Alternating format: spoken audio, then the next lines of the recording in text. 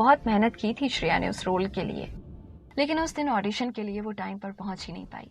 वो audition famous actor. Shreya ने मन में सोचा, बोलो मेरी कौन सी राइवल कंपनी ने भेजा है तुम्हें? कबीर ने गुस्से में पूछा। क्या क्या बोल रहे हो तुम? मैं जानती भी नहीं हूं तुम्हें। श्रेया परेशान हो रही थी। झूठ बोल रही हो तुम।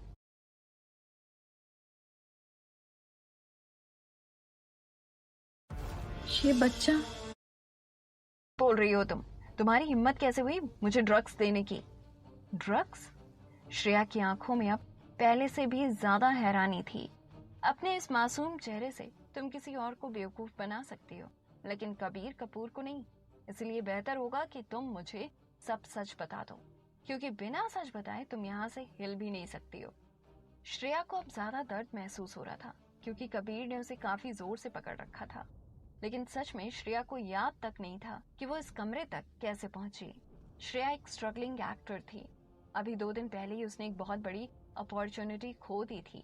बहुत मेहनत की थी श्रेया ने उस रोल के लिए, लेकिन उस दिन ऑडिशन के लिए वो टाइम पर पहुंच ही नहीं पाई। वो audition famous actor turn producer Devesh Kapoor की अपकमिंग मूवी के लिए था। श्रेया कल रात उस पब में देवेश कपूर से ही मिलने गई थी। देवेश कपूर ने बिना उसकी तरफ ध्यान से देखे ही उसको अपना कार्ड दिया था और बहुत स्वीटली नेक्स्ट डे मतलब आज ऑडिशन के लिए बुलाया था। असल में नशे में देवेश कपूर ने श्रेया को अपना क्रेडिट कार्ड दिया था। जैसे ही श्रेया ने ये रियलाइज किया, वो कार्ड वापस करने चली गई।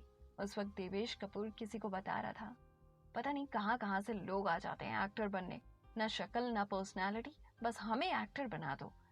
डूड, शक्ल नहीं तो कम से कम अकल ही यूज कर लो, ढंग के कपड़े ही पहन लो, कम से कम लोगों की नजर में आने के काबिल तो बनो। ये सुनकर श्रेया वहीं पर जम गई थी। न चाहते हुए भी उसकी आंखों में आंसू आ गए थे। बहुत मुश्किल से अपने आंसुओं को रोककर जबरदस्ती स्माइल करने की कोशिश करते हुए वो देवेश के पास चली गई और बोली, सर आपने गलती से अपना। लेकिन देवेश ने उसे अपनी बात कंप्लीट करने का मौका ही नहीं दिया और उस पर चिल्ला दिया, तुम स्ट्रगलर्स को बिल्कुल भी पेशेंस नहीं है ना? जब बोला है कि तुम्हारा कल सुबह ऑडिशन हो जाएगा तो हो जाएगा। एक पल के लिए पूरा पब शांत हो गया। सब श्रेया को ही देख रहे थे और श्रेया शर्म के मारे वहीं सिर झुकाए खड़ी रह गई। लेकिन देवेश कपूर चुप होने का नाम ही नहीं ले रहा था। जिल्लत और आंसुओं के साथ उसका कार्ड रख के श्रेया चुपचाप वहां से चली गई।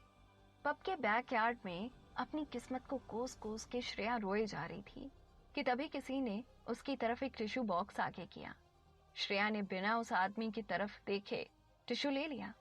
वो इतनी ज्यादा एम्बैरस हो चुकी थी कि किसी से नजरें मिलाने की हिम्मत नहीं कर पा रही थी। Can I buy you a drink? Shreya ने उस आदमी की तरफ देखा।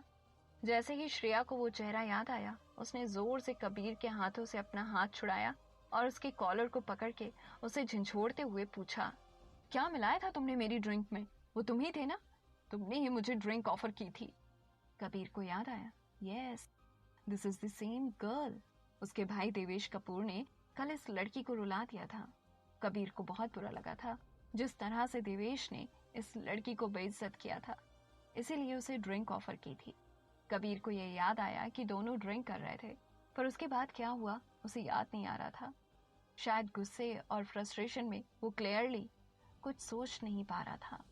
तभी दरवाजे पे किसी ने नॉक किया। कबीर और श्रेया दोनों ने एक दूसरे को देखा और इससे पहले कि कबीर कुछ बोल पाता, श्रेया एकदम से दरवाजा खोलने के लिए भागी और एकदम से दरवाजा खोलते हुए कहा, प्लीज हेल्प मी, इस आदमी ने मुझे किडनैप किया है, यह आदमी पागल है, प्लीज प्लीज हेल्प मी।